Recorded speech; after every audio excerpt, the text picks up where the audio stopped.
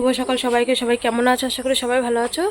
দেখো, যত জামা কাপড় যা ছিল, এখন একটু রোদ উঠেছে, এখন বাজে 7টা বাজে। আর সব জামা কাপড় কিছুটা বিনিতাদের বাড়ি দিয়েছি, কিছুটা রোদ্রে দিয়েছি। দিয়ে তাই সব কাজ তো সারা হয়ে গেছে। যে বাবা কি রোদের বাবাকে চাটা দিয়ে আসি, তারপরে আমি চাটা খেয়ে সব কাজ শুরু করি। আমাদের বাড়িতে সেরকম একটা রোদ পায় না, তাও ওই বিনিতাদের ওই বাগানের জন্য তাও যতটা পেরেছি মেলে দিয়েছি। কিছুটা বিনিতাদের বাড়ি জামা কাপড় দিয়ে এসেছি। তা ভিডিওটাই যে 7টার থেকে শুরু করলাম, কন্টিনিউ দেখতে থাকো, আশা করি ভালো লাগবে। তাহলে সব কাজে লাগি, রান্না টান্না বসাই। চাটা তো হয়ে গেল। ঘরটা 2-3 দিন ধরে গোছানো হচ্ছে না ঠিক মতন, কেমন জানি লাগছে, আমার চোখে একদমই ভালো লাগছে না। মানু তো উঠে গেছে, আমি বললাম তাড়াতাড়ি ব্যায়াম করে নে। ও নাকি ব্যায়াম করতে গেলে আর এটা ফোলাতে গেলে ওর নাকি ঘুম পায়। দেখো কেমনভাবে হাই তুলছে। তাই বললাম তাড়াতাড়ি কর। আর এইদিকে দোকানে বাবা তো নেই, ওইদিকে দোকানও দেখতে হবে, কি জ্বালাতন। এদিকে রান্না বসিয়ে দিয়েছি, আর ঘরটা আজকে সুন্দর করে গোছাবো ভেবেছি, কিন্তু গোছাতে আর পারিনি। ওই যে দোকান থাকলে, আমাদের তো গ্রামের বাড়ি সবসময় বলি, অটোমেটিক দোকানে আসে। তা মানু এদিকে ইয়োগা করছে, ব্যায়াম করে ওটা ফুলিয়ে। আমি এইদিকে পড়ার টেবিলটা ও মাঝে মধ্যে গোছাই, তোমরা তো দেখো ভিডিওতে। তাছাড়া আমারই গোছাতে হয়, কিন্তু আজকে এই বর্ষার কারণে 2 দিন ধরে মানে গোছাতে পারছি না। তো আজকে ভাবছি সুন্দর করে সব একদম ঘরটা পরিষ্কার করব। আবার মাস্টারমশাই পড়াতে চলে আসবে, সকালে আসবে ইংলিশ স্যার, আর দুপুর আড়াইটায় আসবে সায়েন্সের স্যার। এবার বুঝতেই পারছো, সকাল দিয়ে দুপুর দিয়ে আজকে পড়ার চাপ আছে। তো গোছাতে গোছাতে দোকানে ডাকছে, বাবা গেছে মাল আনতে। আর সকালবেলাটা ভিড় হয়, কারণ সবাই চা চিনি, তারপরে বিস্কুট, সবাই এই সকালবেলার থেকে 10টা অবধি, 11:30, মানে 10টা 11:30 অবধি বেচে কেনা। তারপরে দুপুরবেলাটা একটু কম থাকে, আবার বিকাল 4:30 5টার থেকে আবার রাত 9:30 অবধি বেচে কেনাটা থাকে, মানে আর কি ভালো। তা এইদিকে দেখো, আমি একা একা দিয়ে পাচ্ছিলাম না, মানুও দিয়ে পাচ্ছিল না। ওইদিকে আমি রান্না বসিয়েছি। মানু আবার ঘর থেকে এসছে, দেখছে যে মা তো রান্না বসিয়েছে, মা রান্না পুড়ে যাবে। ওইদিকে ভাত আর সেই যে কালকে কচুরলতিটা কেটেছিলাম ওটা বসিয়ে ধুয়ে এসছি। এসে মাল দিচ্ছি, আবার গিয়ে নাড়া দিচ্ছি। এবার ক্যামেরা এই দিকে করবো না, ক্যামেরা বাড়ির দিকে করব। তা ভাবলাম না, আগে দোকানদারিটা করি, কারণ এটাই হচ্ছে আমার সবথেকে পেটের ভাত জোগাড় খাবার। সবসময় প্রত্যেক দিনই বলি, তোমাদের সাথে হয়তো প্রত্যেক দিন দোকানদারি করাটা হয়তো শেয়ার করা হয় না, কিন্তু দেখো সকালবেলা বাবা বয়স্ক মানুষ, বোঝো, এইদিক ওইদিক যায়, পুরোটাই নিজের সামলাতে হয়। তা কিছু করার নেই, গেছে বাজারে, কখন আসবে জানি না। তাই এই মুড়ি ডিম এই সেই চিনি চা পাতা মানু অতটা পারে না দিতে, আমি ওকে না করি, কারণ মুড়ির ভিতরে ধুলো থাকে, ওকে ধরতে দিই না। ও 2-1টা লজেন বিস্কুট এইসব জিনিসগুলো দেয় মানু। আর যত মাপামাপির জিনিসগুলো আমি দিই, কিন্তু আমার থেকে দোকানদারিটা মানু ভালো পারে, কারণ আমার তো শাশুড়ি মা ওকে শিখিয়ে দিয়ে গেছে। ও সব জিনিসের দাম জানে, কিন্তু আমি আজও মানে 15-16 বছরেও জিনিসের দাম ঠিক মতন জানতে পারলাম না কোনটা কত। কিন্তু মানু সব কিছু জিনিসের দাম জানে, কারণ মানু তো দোকানেই মানুষ হয়েছে আমার শাশুড়ি মায়ের কাছে। শাশুড়ি মা বাড়ির কোনো কাজ করতো না, শুধু দোকানে থাকতো, আর মানুকে আর কি দেখাশোনা করতো। তাই এই যে বাবা এসছে, দেখো কত বেলা হয়ে গেছে, কখন কি করব বুঝতে পারছি না। বাবা আস্তে আস্তে দোকানদারি করতে করতে রান্নাও হয়ে গেছে। তা বাবা নিয়ে এসে পরে দেখাচ্ছি, মাছ এনেছে, আর ভেন্ডি এনেছে, বরবটি এনেছে, এই বাজার করে নিয়ে এসছে। তা সেই যে কালকে লতি কেটে রেখেছিলাম, সেই লতিটা না একদম দেশি লতি, পেঁয়াজ দিয়ে কালো জিরে দিয়ে কাঁচা লঙ্কা দিয়ে একটু লতিটা ভাপ দিয়ে ভেজেছিলাম। বাবা গো, মানু খেতে খেতে ওর পাতের থেকে এক গাল ভাত আমাকে খাইয়ে দিয়েছিল, যে মা এক গাল খাও। খাওয়ার পরে এত গলা চুলকাচ্ছিল, বললাম না আমি কচু জাতীয় জিনিসটাই ধরতে পারি না, সে ঘ্যাটকোল পাতা হোক বা কচু, কোনো দিন আমি এইসব রান্না করতে চাই না, কারণ আমার দেখলেই দূরের থেকে গা কেমন চিটপিট চিটপিট করে। আমি ওদের দুজনকে ভাত দিয়েছি, আমি আর খাইনি। কিন্তু মানু যখন ভাত খাচ্ছিল বলছিল মা যেন খুব টেস্ট লেগেছে, হেভি হয়েছে রান্নাটা। তার 5-10 মিনিট পরের থেকে বলছে মা গলা চুলকাচ্ছে, কিন্তু যেই কটা ভাত দিয়েছি মানু কচুরলতি দিয়ে খেয়েছে। বলছে জানো মা, এটা কিন্তু দেশি কচুরলতি, মানে সরু সরু একদম, আমাদের ক্লাবের থেকে তোলা। তা এটা মানে উপকার আছে, ওইটা তো কিনা লতি না। তো ওদেরকে ভাত দিয়ে এসে দেখো কত জামা কাপড় ভিজিয়েছিলাম সার্ফে, কারণ আজকে একটু রোদ উঠেছে, ভাবছি আজকে সব মেলে দিই আর শুকিয়ে যাবে। তা সব আজকে শুকিয়ে গেছিলো বেশ সুন্দরভাবে। আজকে 17 তারিখ। আজকে কিন্তু ওই যেই ভাইটা আমাদের বাড়িতে এসেছিলো, ওই ভাইটার মায়ের কিন্তু আজকে ডাক্তার। তা ভাবছি সারাদিন আর ফোন করব না, কারণ আমি তো ভেলুরে সব কিছুই জানি, যে ডাক্তার আমাদের 2টোর থেকে দেখে, 1টার থেকে হাইট ওয়েট চেক করে, সবটাই তোমরা আমার ভিডিওর মধ্যে দেখো। হিমাটোলজি ডিপার্টমেন্টে। তা ওই ভাইটা যে গেছে তোমাদেরকে আর ভিডিওর মধ্যে বলা হয়নি, অনেকেই কমেন্ট করেছিল যে দিদিভাই ভাইটার মা কেমন আছে আপডেট দেবে। আজকে ফাইনাল বড় ডক্টর উদয় স্যার দেখবে আজকে, তোমাদেরকে পরে বলছি, আগে সব বলিনি তারপর সবটা বলবো। জামা কাপড় কেচে এসে এইদিকে বাসনগুলো মেজে নিয়েছি। আর বাবা যেন আজকে বাজার থেকে মাছ এনেছে, ছোট ছোট মাছ, একদম ছোট ছোট ভোলা মাছ, আর ওই যে কমপ্লেট বলে যে আমরা বলতাম ছোটোবেলায় পয়সা মাছ। তা ওই মাছ দেখো 2 ঠোঙা মাছ এনেছে। আমার এত গরম লাগছে, আর ভীষণ গরম পড়েছে, বলে না বর্ষার পরে যদি গরম দেয় সেই গরমটা রোদটা কিন্তু ভীষণ তেজ হয়। তা দেখো ছোট্ট ছোট্ট মাছ, না মানু খেয়েছে না আমি খেয়েছি, কারণ এই মাছ কাটতে কাটতে আমার প্রায় 1 ঘন্টা লেগে গেছে। আর মাথার মধ্যে এতটা মানে রোদ পড়েছে, আমার ভীষণ মাথা যন্ত্রণা করছে। তো এইদিকে মানুকে মাস্টারমশাই ঘরে পড়াচ্ছে, আবার দুপুর 2:30টার সময় ওকে পড়াতে আসবে। মানে কতটা চাপের, একটু বসতেও পারবো না। আর একটা ঘর তো যে না একটু স্নান খাওয়া দাওয়া করে একটু বসবো বা আরাম করবো সেরকম তো নেই। তা ভাবছি ওকে যখন 2:30টায় পড়াতেই আসবে, আমি আস্তে আস্তে সব কাজ করি। তখন তো আমার বাইরে বাইরে ঘুরতে হবে, বিকালের কাজগুলো তখন সেরে নেবো, তারপরে যখন হয় তখন স্নান করবো। কিন্তু তা মাছ কাটা প্রায় 1 ঘন্টা লেগেছে। মাছ কেটে কলপাটটা তো এঁঠো এঁঠো গন্ধ হয়ে যাবে। আমাদের তো দোকানে কেউ আসলে হঠাৎ করে অনেকেই কলে আসে। তা যখনই মাছ কাটি কী করি, 1 বালতি সার্ফের জল ঝাঁট দিয়ে দিলে একদম সঙ্গে সঙ্গে কোনো গন্ধ থাকে না, মনেই হবে না যে মাছ কেটেছি সার্ফের জল দিয়ে, 1 বালতি জল দিয়ে। তাই ওটাই সবসময় করি আর কি মাছ কাটলে। কলপাড়ে বেশি একটা মাছ কাটি না, আজকেই কাটলাম কারণ ওইদিকে মাস্টারমশাই রয়েছে, বাড়ির দিকে আর মাছ কাটিনি, কলপাড়েই কাটলাম। না হলে এক কোনায় বসে গাছতলায় বসে আমি মাছটা কাটি। তো এই আমটা বাবা এনেছিল এই 2-3 দিন আগেই এনেছিল। তা আমটা একটু শক্ত শক্ত ছিল, তো আমি বলছি মানু নরম হয়ে যাচ্ছে তো পরে না আবার পচে যায়। এত দামের জিনিস মালদার আম, ওই ল্যাংড়া আম না কি বলে, ওটা এনেছে এত বড় যে আমরা 3 জন খেয়েও শেষ করতে পারিনি। তা মানু বলছে মা আমটা কাটো। আমি প্রথমে ওকে লেবুর রস দিতে নিয়েছিলাম, যে আমি হচ্ছে লেবুর রসটা আগে আগে খেয়ে নে, কারণ মাস্টারমশাই আসলে তো তুই দুপুরবেলা ভাত খাবি না ওষুধ খাবি না লেবুর রস খাবি, কারণ ভাত খেয়েই ওষুধ খাই, সঙ্গে সঙ্গে লেবুর রসটা দেবো না। তাই বললাম লেবুর রসটা যেহেতু মানে দুপুরবেলা ভাত খেয়ে ওষুধ খাবি, তাহলে এখন লেবুর রসটা খেয়ে নে। ও বলছে মা আগে আমাকে আমটা কেটে দাও, তারপরে লেবুর রসটা পরে খাবো। আমি বললাম তাহলে ঠিক আছে। তা আমটা এত বড়, আমি বাবাকে 2 পিস দিয়েছি, কিন্তু বাবা কিছুতেই 2 পিস নিল না, বাবা 1 পিস নিল। তাই আমি বলছি এ বাবা এত বড় আম কি আমরা 3 জন খেতে পারি? আমি আবার রেখে দিয়েছিলাম, 2 পিস ঢেকে বিকালবেলা খেয়েছিলাম। তা আম খেয়ে এদিকে আমি যাব জামা কাপড় তুলতে বিনিতাদের বাড়িতে। ওইদিকে রান্না বসিয়ে দিয়ে এসছি, এইদিকে বিনিতাদের বাড়ি দেখো রোদ দিয়েছে, জামা কাপড়গুলো তুলতে আসি, কারণ আকাশে ভীষণ জোরে মেঘ ডাকছে। তা রান্না বসিয়ে সব জামা কাপড়গুলো মানে আর কি ওইগুলো ওই মানে নাড়াচাড়া করছি, তাতেই যাতে শুকিয়ে যায়। বিনিতাদের বাড়ি ভীষণ রোদ, তাই এর জন্যে সব জামা কাপড় এগুলো এখন বাড়িতে মেলবো, হাফ শুকিয়ে গেছে। আর মানুর মেন কথা হচ্ছে এত তাড়াতাড়ি করছি, মানুর আবার 2:30টার সময় পড়াতে আসবে, ওর সায়েন্সের স্যার দীঘায় ঘুরতে যাবে, তাই আজকেই যাবে। তাই আজকে সন্ধ্যে 6টায় আসার কথা, তা হচ্ছে আসবে দুপুর 2:30টার সময়। তাই বলছি এই স্যার আসবে, তারপরে আমি যখন হয় তখন স্নান করবো, উঠান ঝাড় দেবো, আগে এদিকে করে নিই, তাড়াতাড়ি রান্নাটা করে ওদের আগে ভাতটা দিয়ে তারপরে সব কাজ সেরে তারপরে স্নান করব। ওইদিকে মাছ ভাজা বসিয়ে দিয়েছি, ভাত বসিয়ে দিয়েছি, ডাল হয়ে গেছে। মানুষ আবার দেখো ওইদিকে ডাল বসিয়ে দিয়ে ডালটা হয়ে গেছে। এদিকে রান্না মোটামুটি হয়ে এসছে, মানু গেছে চান করতে, লেবু রসটা করে রেখে দেবো, আগে ওকে ভাত দেবো তারপরে লেবু রসটা দেবো, যেহেতু তখন লেবু রসটা খাইনি, আম খেয়েছে।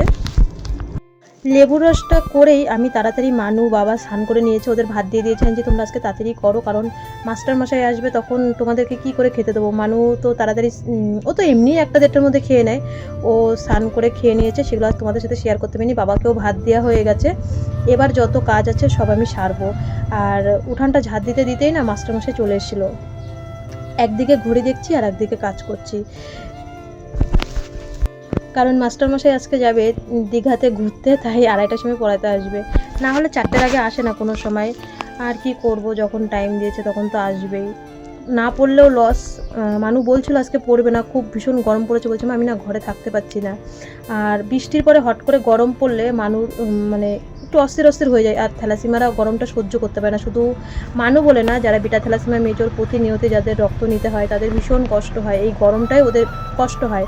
তাছাড়া শীতকালে বর্ষাকালে ওরা ঠিকঠাকই থাকে, গরমটা কারণ ওদের প্রেশারটা মানে অতিরিক্ত ওদের শরীর খারাপ হয়, যেটা বলে আর কি আমরা বোঝাতে পারবো না। প্রত্যেকটা বিটা থ্যালাসেমিয়া মেজর, শুধু মানু বলে না, কারণ আমরা তো বারাসাত হসপিটালে, মানিকতলায় সব জায়গায় তো যাই সারাক্ষণ, সেটা আমরা জানি আর এত বছর ধরে দেখে দেখে আসি। দেখো এত সুন্দর রোদ, আর উঠানটার তো কেমন পরিস্থিতি, এই যে কাঁঠাল গাছটার জন্যে কত পাতা হয়। তো উঠানটা ঝাড় দিচ্ছি আর মোবাইল দেখছি কটা টাইম বাজে, কারণ মাস্টারমশাই চলে আসবে, যেই কথা সেই কাজ। উঠানটা ঝাড় দিতে দিতেই মাস্টারমশাই চলে এসছে। তাই এনেছি ভালো হয়েছে, এখন পড়াতে লাগুক, আর আমি ততক্ষণে 1 ঘন্টা তো পড়াবে, তা আমি হচ্ছে তাড়াতাড়ি সব কাজগুলো সেরে নেব।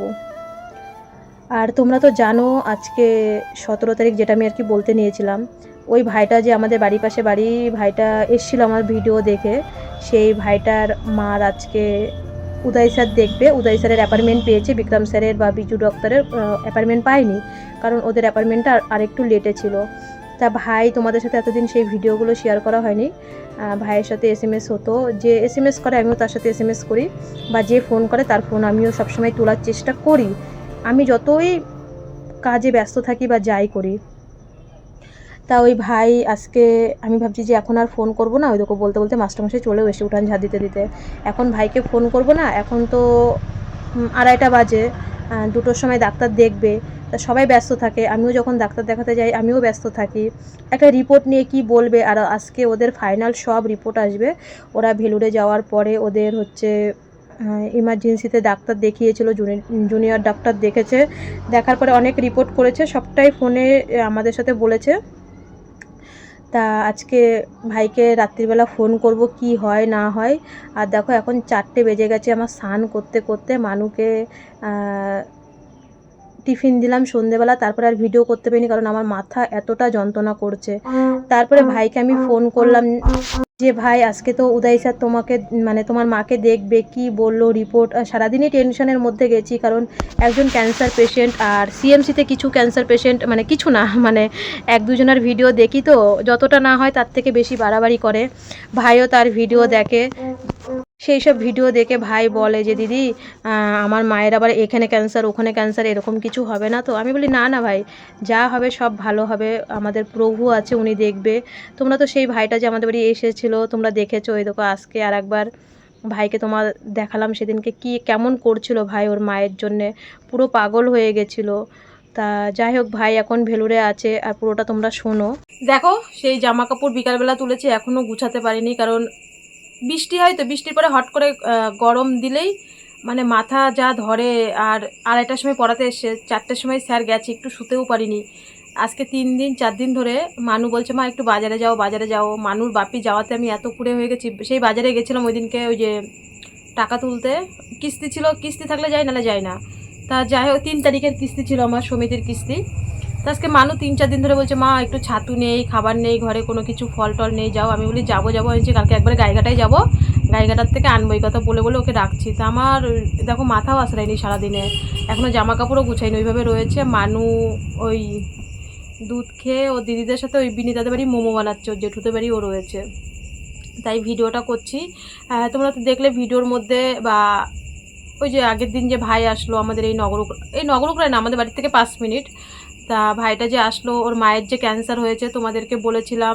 আমিও আজকে ডাক্তার, আমি জানি উদয় স্যার অ্যাপয়েন্টমেন্ট পেয়েছে, আগের দিন উদয় স্যার দেখেছে, তারপরে কিছু টেস্ট করতে দিয়েছিল, সেই টেস্টের রিপোর্টগুলো আজকে এসছে। তা আজকে 17 তারিখ, কালকে 18 তারিখ আমার ভিডিওটা পোস্ট হবে।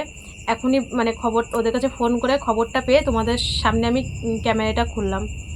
তা ওই দিনকে অনেকেই কমেন্ট করেছিল যে ভাইয়ের মায়ের রোজ আপডেট দিতে, ওরা গিয়েছিলো, যাওয়ার পরে জেনারেল ডাক্তার দেখিয়েছে, কারণ বিক্রম স্যারের অ্যাপয়েন্টমেন্ট পায়নি, বিজু স্যারের পায়নি। তারপরে জেনারেল ডাক্তার দেখিয়েছিল, ভাইয়ের মায়ের মানে শ্বাসকষ্ট হচ্ছিল, মানে টেনশানে শ্বাসকষ্ট হচ্ছিল। তারপরে জেনারেল ডে কেয়ারে মনে যায় বা ইমার্জেন্সিতে, পুরনো সিএমসিতেও একবার ভর্তি করেছিল। তারপরে ওরা আবার নাকি 2 দিনের জন্য কলকাতায় এসেছিলো, ভাইয়ের মা আর কি ভীষণ কান্নাকাটি করছিল, মামার বাড়িতে এসে আবার 2 দিন ছিল। তা পরে অনেক কষ্ট করে উদয় স্যারের অ্যাপয়েন্টমেন্ট পেয়েছে, তোমরা তো সেদিনকে দেখেছো, আমি ভিডিও করিনি। ভাই আমার বাড়িতে 3 ঘন্টা ছিল, আমি ভিডিও পোস্ট করার পর্যন্ত টাইম পাইনি। আমি ভাবলাম দেখো আজকে আমার মানুষ যে এত অসুস্থ হয়, আমিও তো মাঝে মধ্যে ভিডিও দিই না, কারণ সবসময় তোমাদের ভিডিওতে বলি মানু সুস্থ থাকলে ভিডিও দেব, মানু যদি অসুস্থ হয়ে যায় কী করে ভিডিও দেবো, কারণ আগে মানুর পড়াশোনা, মানুর শরীর সব কিছুই সবসময় আমি ভিডিওতে বলি। যেমন ভাইটাও তো বিপদে পড়ে আমার বাড়িতে এসেছিলো, সেদিনকে আমি ভিডিও পোস্ট করতে পারিনি, ভাইকে আমি 3 ঘন্টা টাইম দিয়েছি, সব বুঝিয়েছি কেমন একটা ইয়ং ছেলে, মা পাশে কেউ যদি না থাকে, সবাই এই দিক ওদিক ছড়িয়ে আছে, সবটাই তোমাদের ভিডিওতে শেয়ার করেছিলাম। তা ভাই কেমন পাগলা মতন করছিল তোমরা দেখেছো, পুরো পাগল হয়ে গেছিলো মায়ের টেনশনে। তা তোমাদের সেদিনকে ভিডিওতে বলেছিলাম বাংলাদেশ থেকে বলে দিয়েছিল যে ক্যান্সারের লাস্ট স্টেপ নিয়ে যাও, উনি বাঁচবে না, এই কথা বলে দিয়েছিল। কলকাতায় নিয়ে এসে কলকাতাতে বলেছে মাইলোমা, হ্যাঁ কলকাতাতে মাইলোমা বলেছে কিনা বলেছে, যাই হোক বলেছে ক্যান্সার অলরেডি একটা কেমো নেওয়া হয়ে গেছে।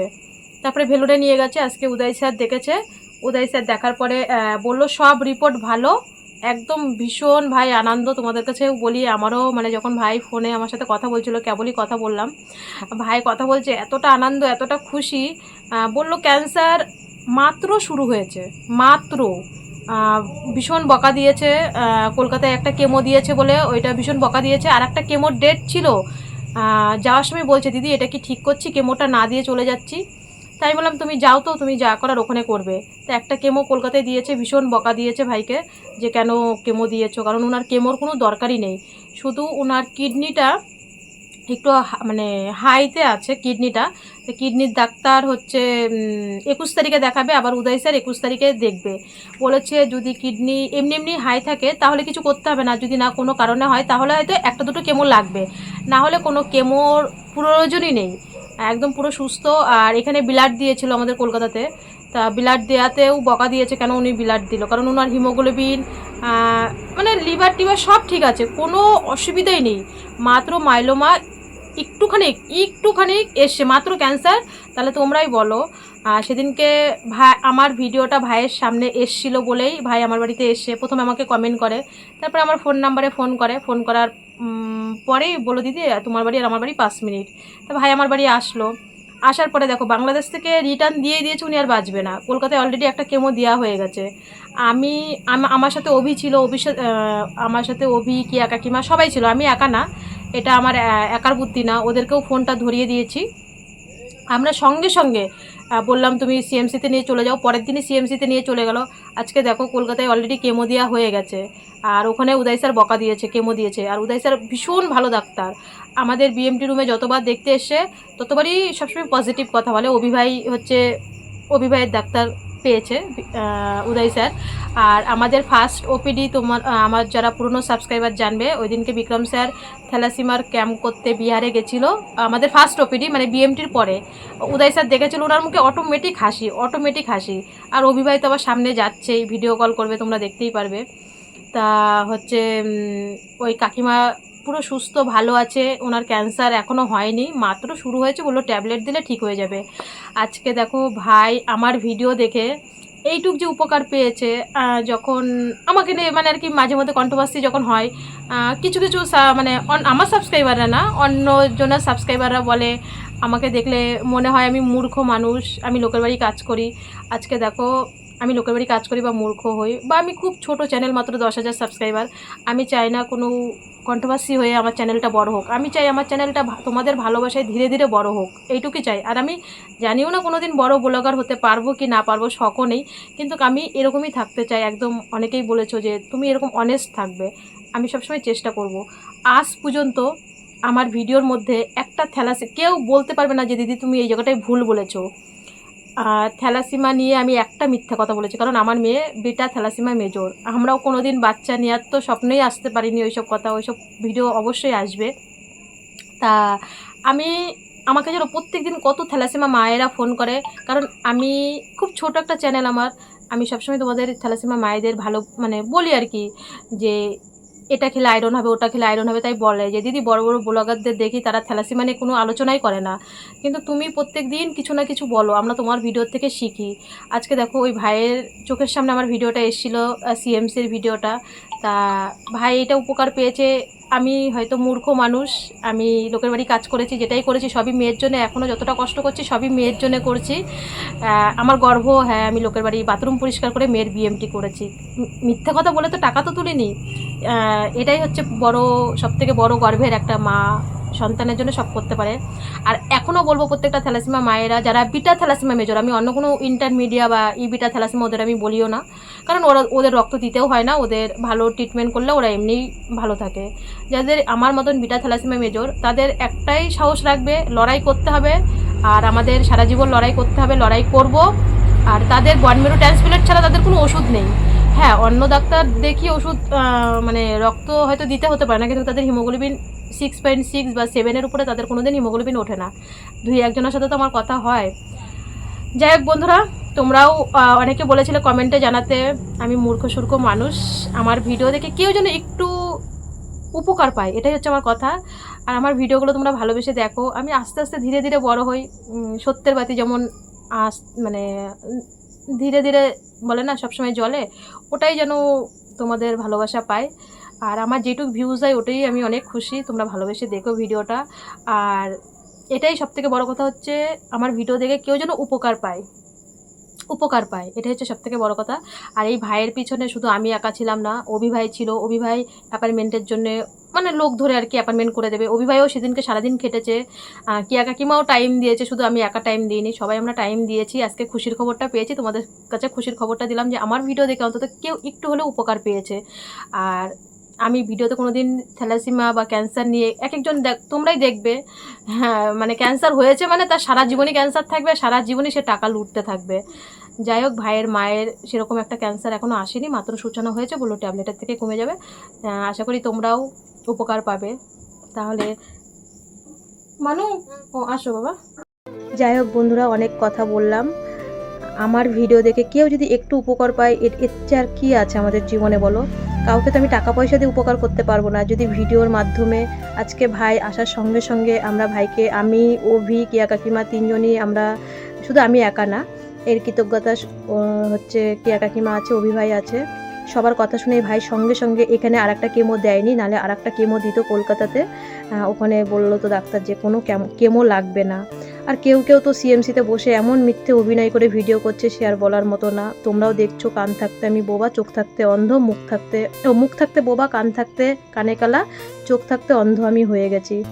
যাই হোক বন্ধুরা, আজকের ভিডিওটা এখানেই শেষ করছি। সবাই ভালো থেকো, সুস্থ থেকো, কালকে আবার দেখা হচ্ছে। আর মানু যে আজকে মোমো বানিয়েছে, ওর দিদিরা কালকের ভিডিওতে দেখবে, আজকে আর দিলাম না কারণ ভিডিওটা অনেক বড় হয়ে যাচ্ছে। আর তোমরা আমাকে মানুকে দুজনকে আশীর্বাদ করো। আর আমি যেন সবসময় আজও পজিটিভ ভিডিও দিচ্ছি, কালও পজিটিভ ভিডিও দেবো, কোনো দিন আমি নেগেটিভ ভিডিও দেবো না।